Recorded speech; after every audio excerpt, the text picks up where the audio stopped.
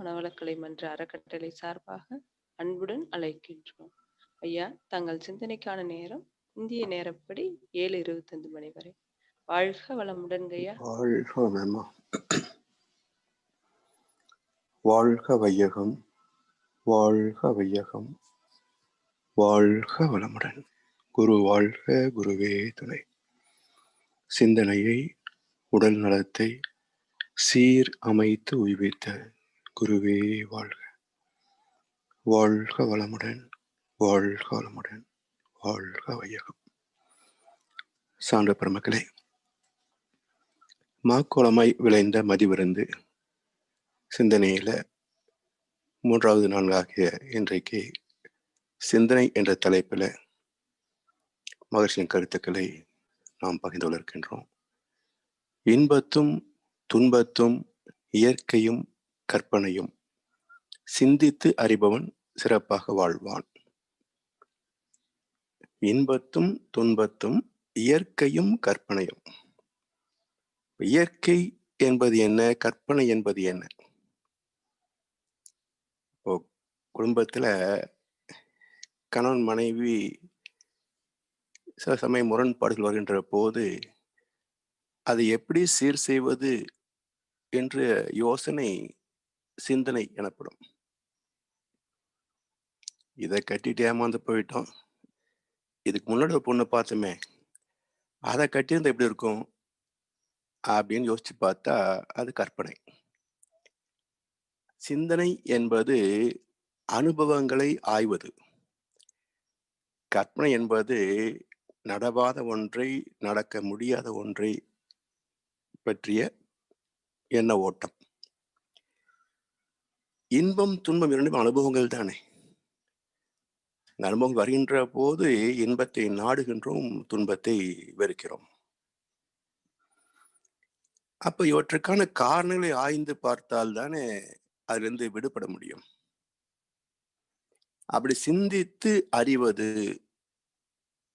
அப்ப சிந்தனை செய்வதற்கு ஒன்று நமக்கே அந்த அறிவு திறந்திருக்கணும். எதனால் இது வந்தது என்று சிந்தித்து அறிகின்ற திறம் நம்ம கிட்ட இருக்கணும். அப்படி இல்லாத போது யார் அந்த சிந்தனையிலே உயர்ந்திருக்கின்றார்களோ அந்த பெரியோர்களை துணை கொள்வது, அவருடைய கருத்துக்களை கேட்டு சிந்தனை செய்து புரிந்து கொண்டு அந்த வழியை மையமாக கொண்டு நமது பிரச்சனைகளை, துன்பத்தை எப்படி நீக்க முடியும் என்று ஆய்வது. இந்த வாழ்க்கை நெறியைத்தான் 4 நிலைகளிலே நாம் பார்க்கணும். மனிதனுடைய சமுதாய செயல் அமைப்புகளை 4 வர்ணங்களாக பிரித்திருக்கின்றார்கள். சூத்திரன், வைசியன், சத்திரியன், பிராமணன் என்று 4 வர்ணங்களாக பிரித்திருக்கிறார்கள். இது 2 வகைகளிலேயும் இந்த பொருள் உண்டு. எப்படி என்றால், பகவத்கீதையில குணங்களும் உணவு வகைகளும் 3ஆக பேசப்படும். சத்வ, ரஜோ, தமஸ் என்று 3 குணங்கள் பேசப்படும். உணவை பற்றி சொல்கின்ற போது சத்வ உணவு, ரஜோ உணவு, தாமச உணவு என்று பேசப்படும். அப்போ இது குணங்களை குறிக்கிறதா இல்லை உணவை வகைகளை குறிக்கிறதா என்றால் 2ஐயும் தான் குறிக்கிறது. ஏன் அப்படி என்றால், சாத்விகமான உணவு அது செரிமானமாகின்ற போது அந்த காந்த அலைகள் சாத்விகமான இயல்பை உடையதால் நமக்குள் அந்த சாத்விக குணத்தை வெளிப்படுத்தும். ரஜோ உணவு கொஞ்சம் உப்பு, புளிப்பு, காரமெல்லாம் சரியா இருக்கும், குறைவு இல்லாம சரியா இருக்கும். அது மற்றவர் திறமைகளையும் வளங்களையும் நம்முடைய நன்மைக்கு எப்படி பயன் கொள்வது என்று சிந்திப்பதாக அமையும்.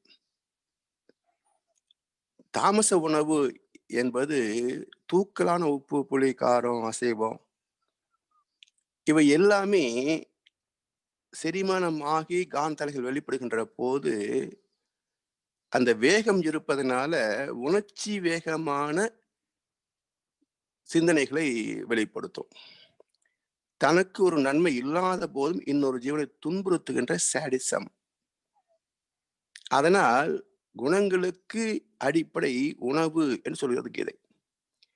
அதே போல இங்க 4 வர்ணங்கள் தொழில் ரீதியாக அமைந்திருந்தாலும் அறிவின் பக்குவத்திற்கும் இதுவேதான் அடிப்படை. சூத்திரன் என்பவன் பல்வகை தொழில்களை செய்பவன். தொழில் செய்யவில்லை என்றால் வாழ்க்கை வளம் பெறாது. மற்ற ஜீவங்களைப் போல கிடைப்பதை அப்படியே பயன் கொள்ளக்கூடிய அமைப்பு மனிதனுக்கு இல்லை. மனிதன் சிந்தனையிலே உயர்ந்தவன். எதையும் உருமாற்றி, தரம் மாற்றி, அழகுபடுத்தி, ரசித்து அனுபவிக்கக்கூடிய பகுத்தறிவின் சிறப்புடையவன். எனவே பல்கலை மூலமாகத்தான் இந்த பகுத்தறிவின் சிறப்பை முழுமையாக தூய்க்க முடியும். அதனால் சூத்திரன் என்கின்ற பல் தொழில் புரிகின்ற பாட்டாளிகள் வணக்கத்திற்குரியவர்கள்.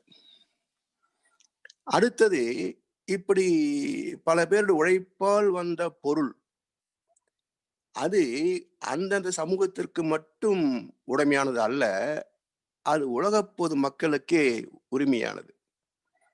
எனவே சிக்கனத்தோடு தன் தேவைகளை முடித்துக்கொண்டு மீதி உள்ளவற்றை அனைத்தும் மற்ற மக்களுக்கு பகிர்ந்தளிக்க வேண்டும். அப்போ ஒரு இடத்திலிருந்து இன்னொரு இடத்துக்கு கொண்டு சென்று அதை விநியோகிக்கின்ற போது அது வைசியன் வியாபாரம் என்று சொல்லப்படும். இது மட்டும் இருந்துவிட்டால் வாழ்க்கை சிறப்பு தான். ஆனா விலங்கிலிருந்து வித்தெடுத்து வந்தவன் தானே மனிதன்.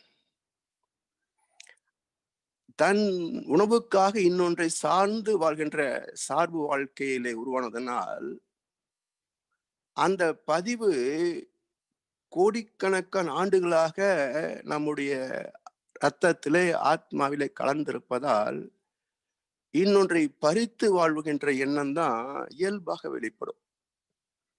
அதன் காரணமாக வளமிக்க நாட்டை வளம் குறைந்த நாடு தாக்குகின்ற போது அதை பாதுகாத்துக் கொள்ள வேண்டிய அமைப்பு இருக்கிறது. இந்த இடத்துல பாருங்க, வளம் குறைந்த நாடு வளமிக்க நாட்டை ஏன் தாக்குகிறது என்றால் இவன் பகிர்ந்தளிக்கவில்லை. பகிர்ந்திருந்தால் எல்லாம் சமமாக இருக்கும், இன்னும் கொள்ளையடிக்கிறதுக்கு ஒண்ணுமே கிடையாது. அப்போ அது அந்த முதிர்ச்சி வருகின்ற வரைக்கும் இந்த பகை உணர்வு தவிர்க்க முடியாதது.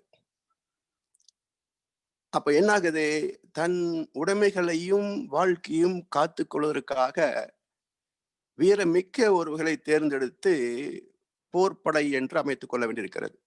அது சத்திரியன். உலகம் முழுவதும் மக்கள் ஓர் இனமாக யுனிவர்சல் பிரதர்ஹுட் என்று சொல்லக்கூடிய வகையில் உலக சகோதரத்துவத்தோடு வாழ வேண்டும் என்றால் எல்லோரும் ஒரே மூலத்திலிருந்து வந்தவர்கள் தான். ஒவ்வொரு ஜீவனும் மனிதனும் இந்த உலகில் வாழ்வதற்கான சர்வ சுதந்திரத்தோடு பிறந்தவர்களே. இந்த இயற்கை வளங்களில் ஒரு பங்கை தூய்ப்பதற்கு உரிமை உள்ளவன். சிக்கனமான தேவைக்கு போக ஒரு அணு அளவு வீண் செய்வதற்கும் உரிமை அற்றவன். இந்த நீதியை புரிந்து கொண்டு விட்டால் உலகம் முழுவதுமே சொர்க்கலோகமாக இருக்கும். அதற்கான வழிவகைகள் எடுத்து விளக்கி சொல்லுகின்ற சான்றோருக்கு பிராமணன் என்று பெயர். இது 4 தொழில் வகையாக பேசப்பட்டது. இதனுடைய உட்பொருள் மறைப்பொருள் என்ன என்றால், பல்வகை தொழில் செய்து உற்பத்தி செய்கின்றோம். அது ஒரு வகையான தொழில்நுட்பம். அதோடு இதை செய்வதால் என்ன வரும், என்ன விளைவு வருகிறது? அணுவை கண்டுபிடித்தது விஞ்ஞானத்தின் வெற்றி என்றாலும் அணுகுண்டு தயாரித்தது விஞ்ஞானத்தின் தோல்விதானே. உலகத்தின் அமைதியை குலைப்பதற்கு அணுகுண்டுதானே அடிப்படை. எனவே இப்படி எந்த ஒரு சிந்தனையும் இல்லாமல் உற்பத்தி செய்கிற என்னவோ ஆகட்டும் அப்படின்று வாழ்ந்தால், வெந்ததை தின்று விதி முடிந்தால் சாவது என்று சிந்தனையின்றி வாழ்கின்ற வாழ்க்கை சூத்திரன். அதாவது அறிவு வளர்ச்சி இல்லாத நிலை, அது சூத்திரன். அதிலிருந்து கொஞ்சம் உயர்கின்ற போது ஏன் துன்பம் வருகிறது, ஏன் இன்பம் வருகிறது, ஏன் லாபம் வருகிறது, ஏன் நட்டம் வருகிறது என்று இந்த காரண காரியங்களை ஆய்ந்து பார்க்கின்ற போது அவன் லாப நட்ட கணக்கு பார்க்கிறானே, அது வைசியன். அப்படி பார்க்கின்ற போது ஏற்கனவே செய்த பதிவுகள் அல்லது இப்பிறப்பில் ஏற்கனவே நான் செய்து பழகிய பழக்க வழக்கங்கள், அது இயற்கை விதியோடு இயற்கை நீதிகளோடு ஒத்து போகாத போது துன்பமாகின்றன. எப்பொழுதெல்லாம் இயற்கை நீதிகளோடு இணைந்து போகிறதோ அப்பொழுதெல்லாம் நான் இன்பத்தையே சந்தித்திருக்கிறேன். எனக்கு தேவை இன்பங்கள் மாத்திரமே, ஆனால் பழக்கத்திற்கு அடிமையாக நான் தவிக்கிறேனே என்று இன்பத்திற்கும் துன்பத்திற்கும் இடையில், பழக்கத்திற்கும் விளக்கத்திற்கும் இடையில் போராடுகின்ற நிலை சத்திரியன். மனப்போராட்டம், வாழ்க்கை போராட்டம் சத்திரியன். அப்படி போராடி போராடி போராடி பயிற்சிகளிலே வெற்றி பெற்று பழக்கங்களிலிருந்து விடுதலை பெறுகின்ற போது 6 குணங்களிலிருந்தும் விலகி விடுகின்றான்.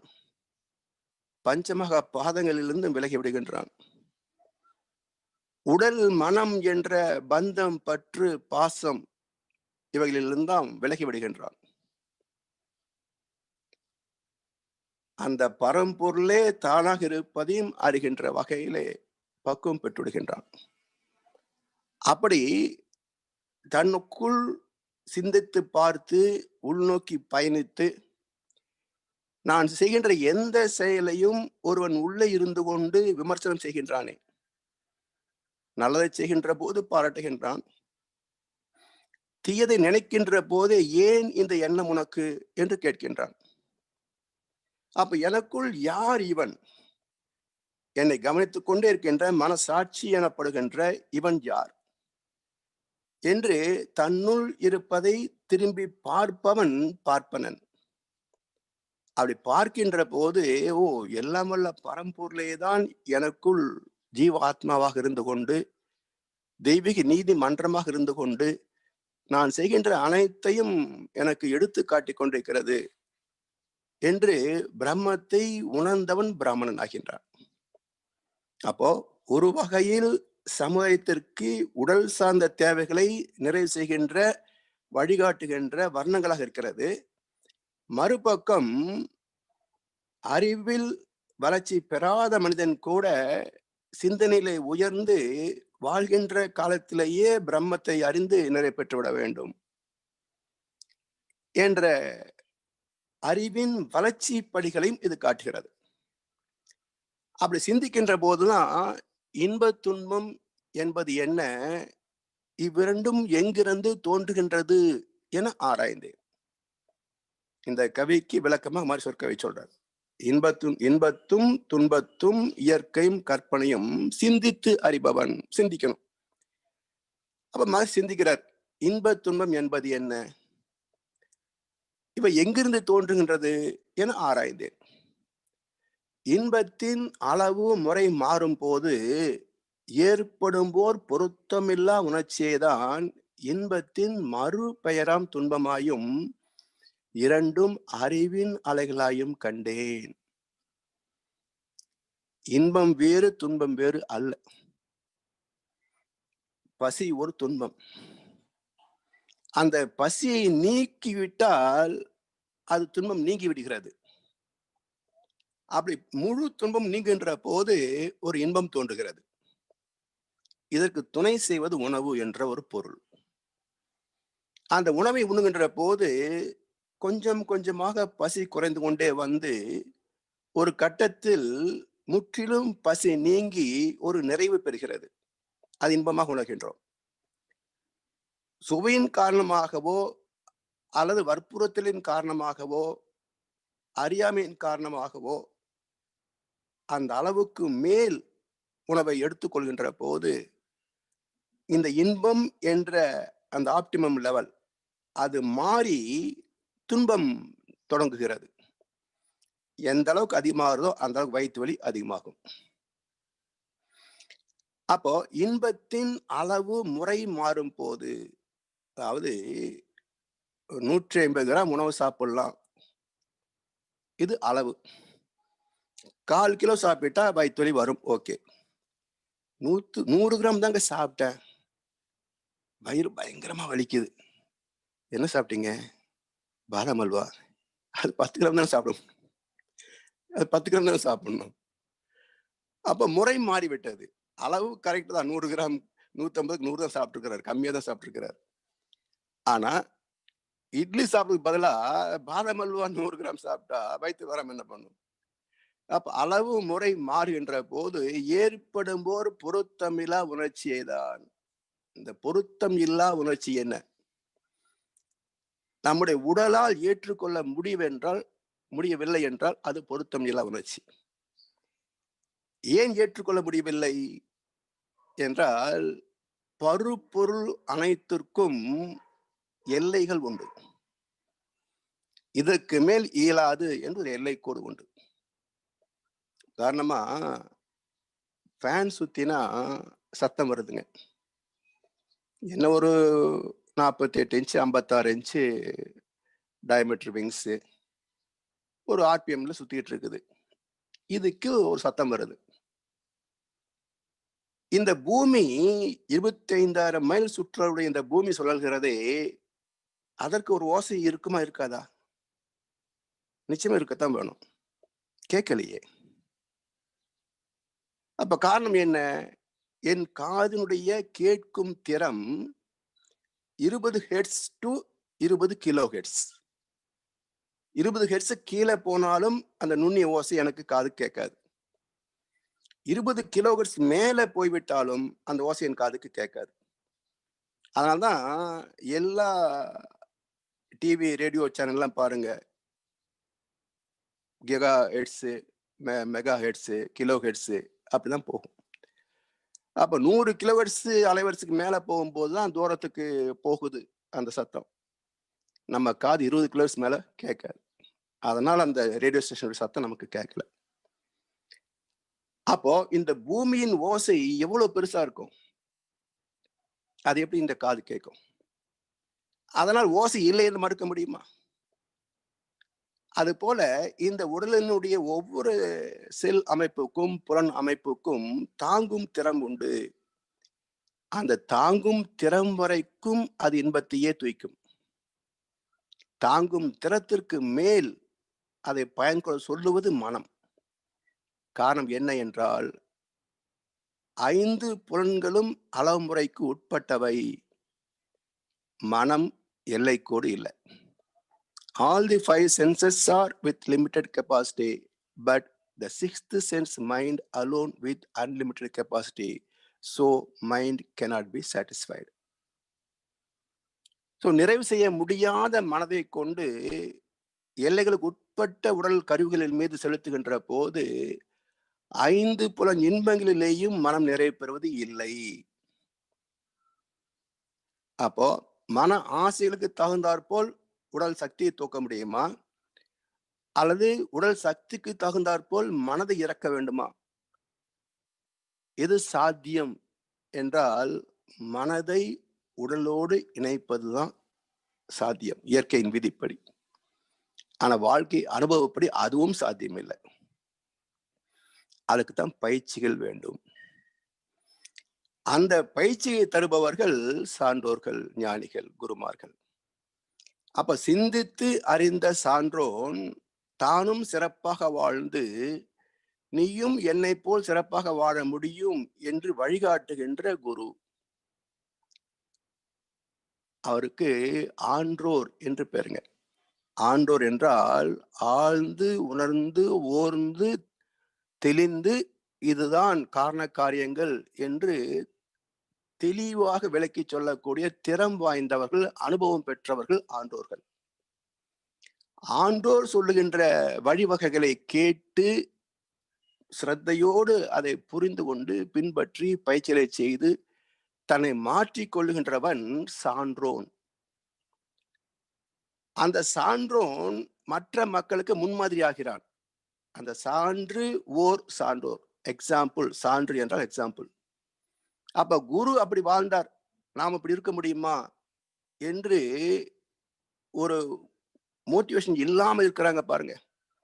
தன்னை திருத்திக் கொள்ள வேண்டும் என்று உத்வேகம் இல்லாமல் இருக்கின்ற சாதாரண மக்கள் இருக்கிறார்களே, அவர்களுக்கு இந்த சான்றோன் வழிகாட்டுகிறான். அவர் மட்டும் இல்ல, நாமும் ஆக முடியும். நானும் உன்ன மாதிரி தான் இருந்தேன், இப்ப பயிற்சிகளை செய்து நான் இப்படி இருக்கிறேன், ஆனால் நீயும் முயற்சி செய்தால் வரலாம் என்று ஆண்டோருக்கும் சாதாரண மக்களுக்கும் இடைத்தட்டில இருந்து சாதாரண மக்களுக்கு வழிகாட்டுபவன் சான்றோன். இப்படி ஆண்டோரும் சான்றோரும் காட்டிய வழியிலே பயணிக்க வேண்டிய பொறுப்பு, அக்கறை ஒவ்வொரு தனி மனிதனுக்கும் வேண்டும். அது வரவில்லை என்றால் சமுதாயத்தில் எந்த காலகட்டத்திலும் முழுமையான தர்மத்தை அமலாக்கவும் முடியாது, மக்கள் துன்பமின்றி வாழவும் முடியாது. எனவே இந்த கோட்பாடுகளை புரிந்து கொண்டு மக்கள் பயணிக்க வேண்டும். அந்த சிந்தனையை தான் மகரிஷி அவர்கள் நமக்கு கொடுத்திருக்கிறார்கள். இந்த கருத்துக்களை மேலும் சிந்தித்து நாமும் ஒரு சான்றோனாக தரமாற்றம் அடைந்து மற்றவர்களுக்கு ஒரு எடுத்துக்காட்டாக வழிகாட்டியாக அமைவோம் என்று சொல்லி இந்த சிந்தனையை நிறைவு செய்கின்றோம். வாழ்க வளமுடன், வாழ்க வளமுடன், வாழ்க வையகம்.